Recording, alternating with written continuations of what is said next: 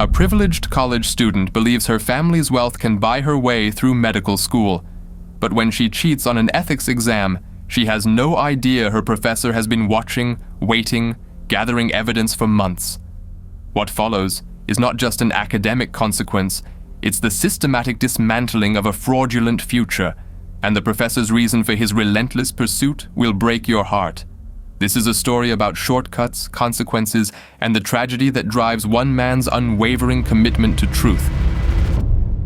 Chapter 1. The Perfect Facade. Madison Pierce had perfected the art of appearing flawless. 21 years old, Whitmore University's pre-med program, Dean's List every semester, president of the Medical Ethics Society, volunteer at 3 different hospitals. Her application to Harvard Medical School sat in a manila folder on her desk, already submitted, already perfect. On paper, she was everything a future doctor should be. In reality, Madison Pierce was a carefully constructed lie. She stood before the mirror in her luxury apartment, paid for by her father naturally, adjusting her pearl necklace. Designer everything, manicured nails, hair that fell in perfect waves, the uniform of someone who'd never struggled, never wanted, never truly earned anything. Today was her final exam in medical ethics, Professor Alan Chen's class, the hardest course in the pre-med program, the one that separated the genuinely committed from the privileged pretenders. Madison smiled at her reflection. She had a plan. The small device in her designer watch would display answers transmitted from her paid accomplice outside the exam hall, Bluetooth earpiece disguised as a hearing aid, notes photographed and reduced to microscopic size hidden beneath her watch face. She'd done this before, 4 times in the past 2 years. Never caught, never even suspected. Why would they suspect her? Madison Pierce was perfect. She grabbed her bag and headed to campus, completely unaware that today would be the beginning of her end. Chapter 2. The Exam Hall. The examination room held 40 students, rows of desks arranged with military precision, windows overlooking the quad, security cameras in each corner, standard university equipment that most students forgot existed. Professor Alan Chen stood at the front, 52 years old, gray threading through his dark hair, eyes that missed nothing. He'd taught medical ethics for 15 years, and in that time he'd seen every type of student.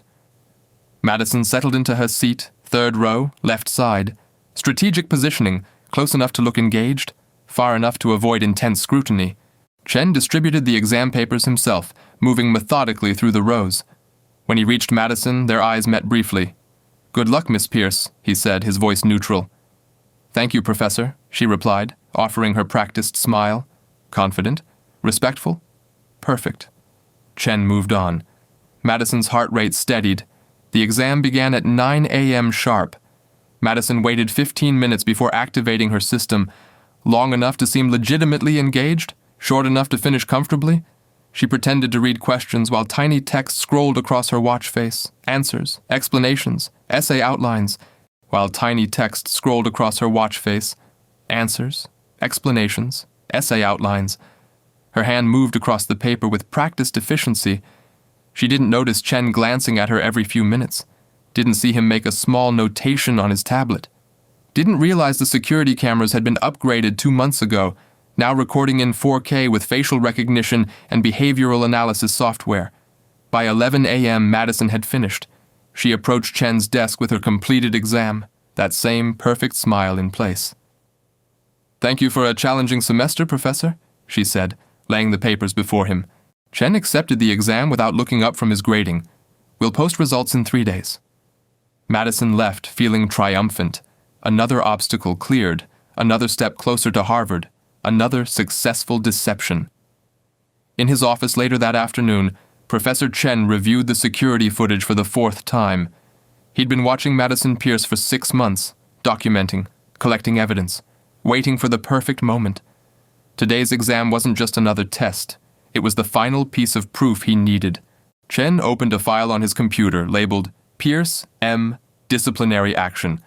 Inside were months of meticulous documentation, patterns of suspicious behavior, testimony from other students, digital forensics reports, video evidence from 4 previous exams. He'd known she would cheat today. He'd counted on it. Chen picked up his phone and dialed the dean's office. "Dr. Morrison, This is Alan Chen. I need to schedule an emergency meeting with the Academic Integrity Committee tomorrow morning, if possible. He paused, listening. Yes, he said quietly. It's time. Chapter 3. The Summons. The email arrived at 7 a.m. on the third day. Subject: Required Meeting. Academic Integrity. Madison stared at her laptop screen, coffee cup frozen halfway to her lips. The message was brief, formal, devastating in its bureaucratic precision. Miss Pierce, your presence is required in Professor Chen's office at 2 p.m. today to discuss matters related to your final examination. Please come alone. This meeting is mandatory. Her hands trembled. She set down the coffee. Thoughts raced. Had he noticed? Impossible. She'd been so careful. This must be routine. Maybe he wanted to discuss her Harvard application. Maybe he was writing her a recommendation letter. But the phrase, academic integrity, sat in her stomach like a stone. Madison spent the morning researching university policies, rehearsing explanations, preparing defenses. By 1:30 p.m., she'd convinced herself this was nothing, a misunderstanding, easily resolved. She arrived at Chen's office at exactly 2 p.m. The door was open. Chen sat behind his desk, expression unreadable. Come in, Miss Pierce. Close the door, please. Madison entered, maintaining her composure, smile in place, shoulders back, perfect posture. Chen gestured to the chair across from him. Between them lay a manila folder, thick with papers. Do you know why you're here? He asked. The email mentioned the final exam, Madison said carefully. I'm not sure what this is about. Chen opened the folder. He turned his laptop to face her. On the screen was security footage from the exam room. Timestamp: 3 days ago.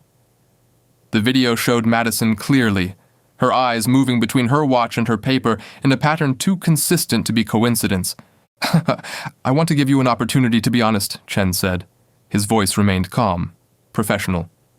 Did you cheat on the final examination? Madison's throat tightened. Professor, I would never... I have footage from 4 exams, Miss Pierce, not just this one. I have testimony from the student you paid to transmit answers. I have digital forensics showing Bluetooth activity from your watch during each examination. I have analysis of your answer patterns that match exactly with known answer keys. He slid papers across the desk, page after page of evidence, undeniable, comprehensive, devastating. Madison's perfect facade cracked. This is... You can't... I can, Chen interrupted gently. And I will. Unless you'd like to withdraw from the university voluntarily before this proceeds to the Integrity Committee. Panic flared into anger. Madison stood abruptly. Do you know who my father is? Richard Pierce? He's donated millions to this university. Millions! 1 phone call and you'll be teaching at a community college. Chen's expression didn't change. I'm aware of your father's contributions. That won't affect this process. You're making a huge mistake, Madison said, her voice sharp now, entitled. My family's lawyers will destroy you. This is harassment. You're targeting me because you've been systematically cheating for 2 years, Chen finished. Miss Pierce, you have 24 hours to decide. Either withdraw voluntarily or face the formal disciplinary process. I recommend you discuss this with your family. Madison stormed out, her perfect composure shattered. Behind her, Chen sat quietly in his office, staring at a photograph on his desk. A woman with kind eyes smiled back at him from the frame. He touched the glass gently. Soon, he whispered. Soon. Chapter 4. The Phone Call. Richard Pierce answered on the second ring. Madison barely got 3 sentences out before dissolving into tears. 20 minutes later, she sat in her apartment while her father's voice filled the room through speakerphone, her mother's concerned interjections punctuating his fury. A professor is threatening you. Richard's voice carried the weight of a man accustomed to solving problems with money and influence. Over what exactly? Madison had prepared a version of the truth, carefully edited, strategic omissions. He's claiming I cheated on an exam. It's completely false. He has some video that supposedly shows something, but it's taken out of context. He's always had it out for me because I challenged him in class once. What's his name? Richard interrupted. Alan Chen. Silence on the line. Then keyboard clicks. Her father researching in real time. Chen? Richard said slowly. Tenured. Published. Wife died 5 years ago in a medical malpractice situation. More typing. He's got a clean record, no history of complaints. He's trying to ruin my future, Madison insisted. believing her own narrative now. Over nothing. Dad, I worked so hard. Harvard accepted me. This could destroy everything. More silence. Then her father's voice hardened into the tone that closed business deals and intimidated competitors. Don't worry, sweetheart. I'll handle this. Give me an hour. True to his word, Richard Pierce called the dean within the hour, then the university president, then 2 board members with whom he'd shared golf courses and charity galas. By evening, Madison felt the relief flooding back. Her father had fixed it, like he always did. The meeting with Chen tomorrow would be a formality. An apology from the professor, perhaps. Certainly nothing more. She slept well that night, her confidence restored. She had no idea that Professor Chen had anticipated every move, that he'd already filed formal charges with the Academic Integrity Committee before contacting her. That university policy protected such proceedings from outside influence once initiated, that her father's phone calls had accomplished nothing except confirming to Chen that Madison had learned nothing about accountability. Madison had learned nothing about accountability. The next morning, Madison walked across campus feeling victorious. She passed Chen in the hallway outside the dean's office. He was carrying a briefcase heading toward the conference room where the committee would meet. Their eyes met briefly. Chen's expression held no anger, no satisfaction, just a quiet, terrible certainty. Madison felt something cold settle in her chest, but she pushed it away, straightened her shoulders, and followed him inside, where the truth was waiting. Chapter 5. The Hearing. The Academic Integrity Committee consisted of 5 members, Dean Morrison at the head, 2 faculty representatives, 2 student representatives, all seated around a polished oak table in a conference room that suddenly felt far too small. Madison sat between her parents and their attorney, a man whose hourly rate exceeded most people's monthly rent.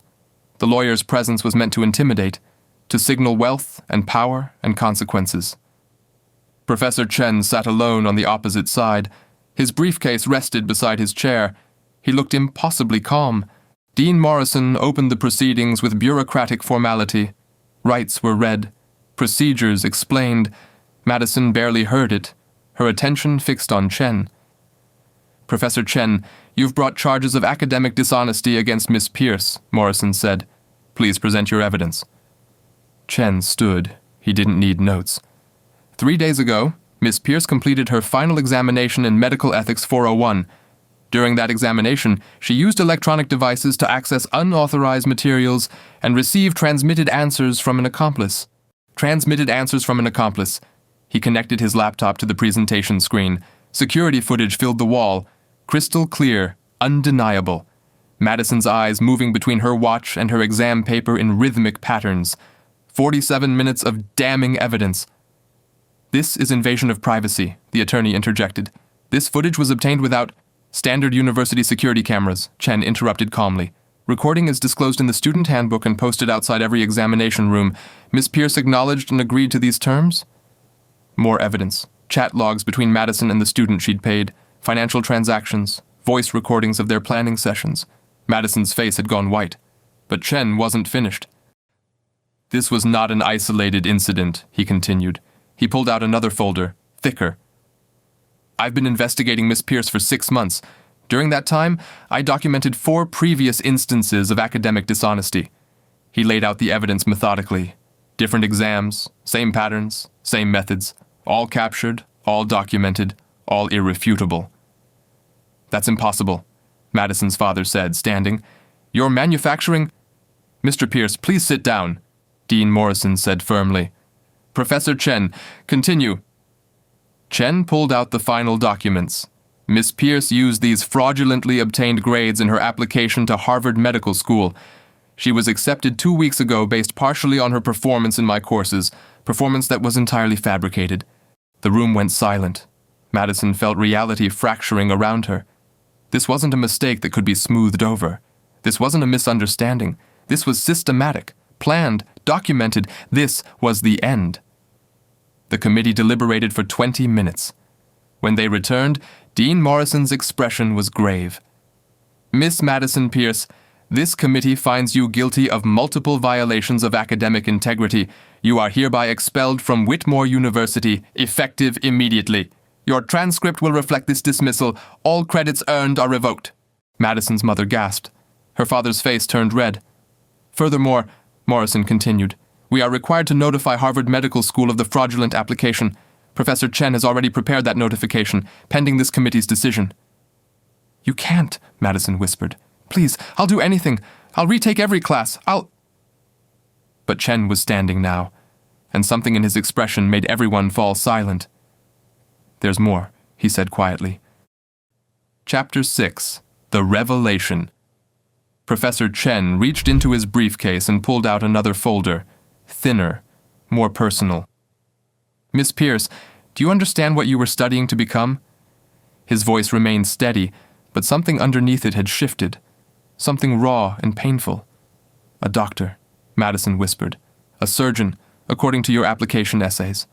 You wrote eloquently about your desire to save lives, about your commitment to excellence, about your ethical responsibility to patients." Chen opened the folder. Inside was a printout of Madison's Harvard application essay. He read aloud, "As a future surgeon, I understand that every decision I make will impact someone's life.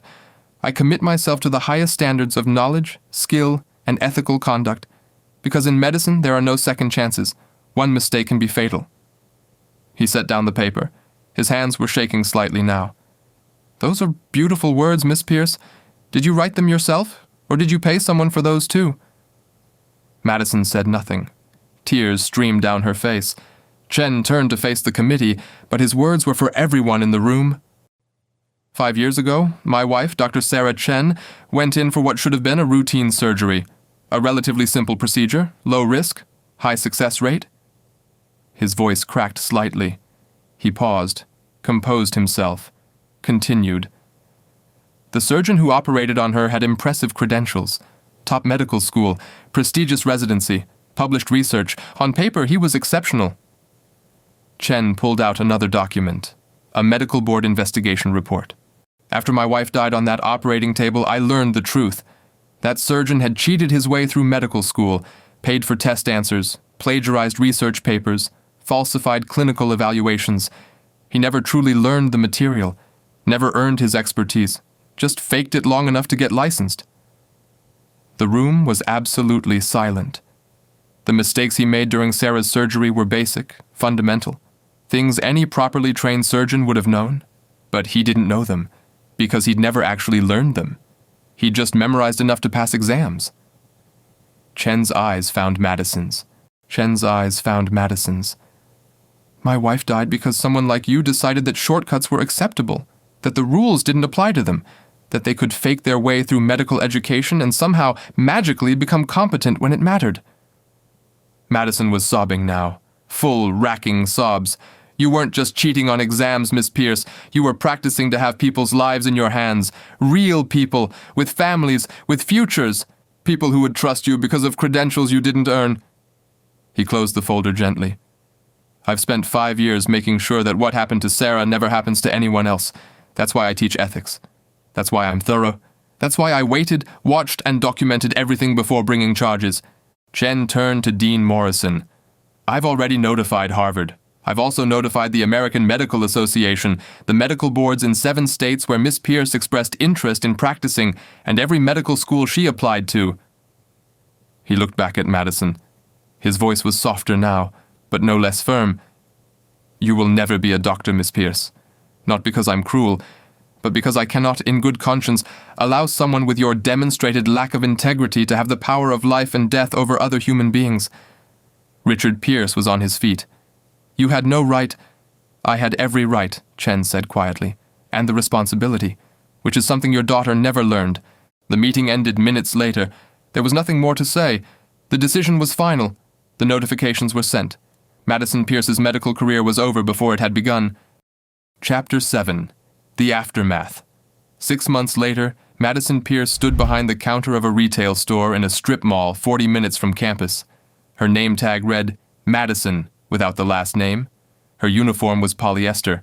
Her apartment was small, shared with a roommate she'd found on Craigslist. Her parents had cut her off completely. The scandal had been too public, too embarrassing. Their social circle knew. The university community knew. Every medical school in the country knew. Richard Pierce released a statement condemning his daughter's actions and praising Professor Chen's integrity, image management, damage control, protecting the family name by severing the damaged branch.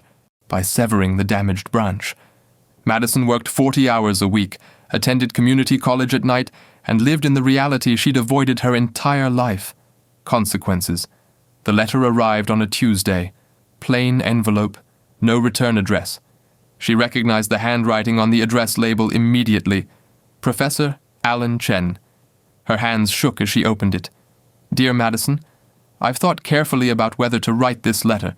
6 months ago, I destroyed your future. Or rather, I destroyed the future you thought you deserved. The one you tried to steal through fraud and deception. I don't regret that decision. I won't apologize for it. What you did was wrong, and the consequences were appropriate. But I want you to understand something. The future you wanted, the one where you became a surgeon through shortcuts and lies, that future would have destroyed you eventually. Or worse, it would have destroyed someone else. Another family, another spouse left grieving. I took away a future you hadn't earned, but you still have the opportunity to build a future you do earn through honest work, genuine learning, real growth. I teach at Riverside Community College 2 nights a week, Introduction to Healthcare Ethics. If you're genuinely interested in understanding what went wrong, not just for you, but in your fundamental approach to life, you're welcome in my class. I'm not offering redemption, I'm offering education, the kind you should have wanted from the beginning. The choice, as always, is yours. Alan Chen Madison read the letter 3 times. Then she sat on her small apartment floor and cried. Not the entitled tears of 6 months ago. Real tears, the kind that come from finally understanding the magnitude of your mistakes. She looked up Riverside Community College's course catalog, Introduction to Healthcare Ethics, Professor A. Chen, Tuesday and Thursday evenings. She had Tuesday off from work. Madison stared at the letter for a long time. The future she'd wanted was gone, burned, irretrievable. But maybe, just maybe, she could build something real from the ashes. Something earned. Something true. She picked up her phone and sent an email to the community college admissions office. Epilogue. 2 years later. Professor Chen stood at the front of his ethics classroom at Riverside Community College. 23 students, most working multiple jobs, most trying to better themselves through education they'd paid for with their own money. In the 3rd row sat Madison Pierce. She'd enrolled 2 years ago and hadn't missed a single class. She asked thoughtful questions, wrote honest papers, earned every grade through actual work. She was studying to become a nurse now. Not a surgeon, not a doctor. A nurse, still in healthcare, still helping people, but with the appropriate level of training and, more importantly, the humility to know what she didn't know. After class, Madison approached Chen's desk. Professor, I wanted to thank you, she said quietly, for the letter, for letting me take your class, for not giving up on the possibility that people can change. Chen looked at her, really looked. He saw someone different from the entitled girl who'd sat in his office 2 years ago, someone who'd been broken down and rebuilt, someone who'd learned that dignity comes from earning, not taking. You did the hard work, Madison. I just pointed you in the right direction. Still, she said, thank you. As she left, Chen returned to his desk. The photograph of Sarah sat in its familiar place. He touched the frame gently, as he did every day. One more, he whispered to the image. One more future doctor who will know that integrity matters, that shortcuts have costs, that lives are sacred. The work continued.